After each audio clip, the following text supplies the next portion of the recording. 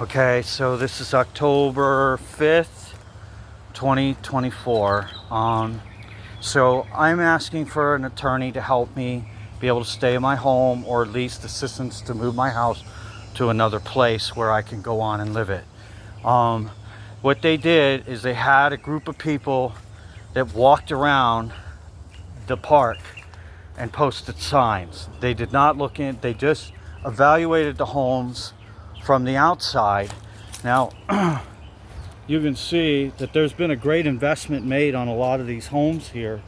So I don't know, how do you evaluate the safety of a home from the outside? I had not give them permission to come in my house, and they did not ask to come in. But they have decided to declare it unsafe and do not enter or occupy. So I do not trust, they did not have any official badges or uniforms. They just guys with t-shirts walking around posting signs. So until a sheriff tells me that I have to leave my property, I won't. But I will document here today is that I do have power, about 40 or 50%. Now my power line is down, which the power company has a certain responsibility. You can see the power pole leaning against my house, which is not going to be fixed.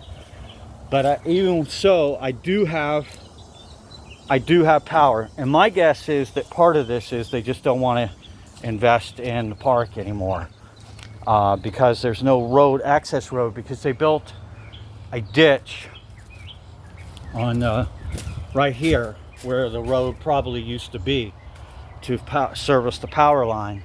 I also want to note that the flooding is in part possibly the way the strip mall in front of our park is laid out, and that it is severely raised.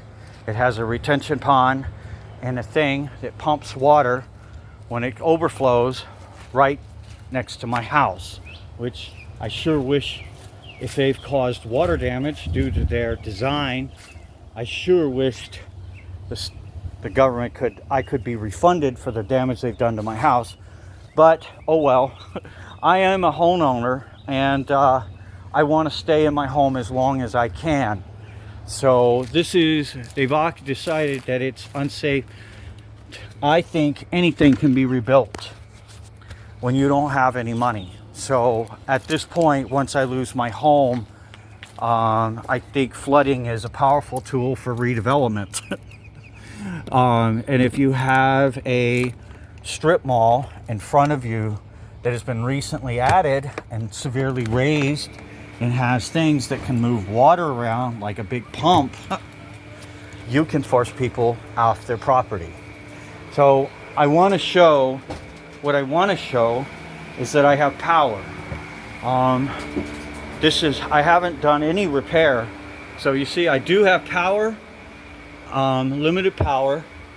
I have fans, okay? And I do have an air conditioner running. I have lights in here, okay? So I do have running power and water, and I have water that flush. See that? Drain. I have hot water. I have running AC.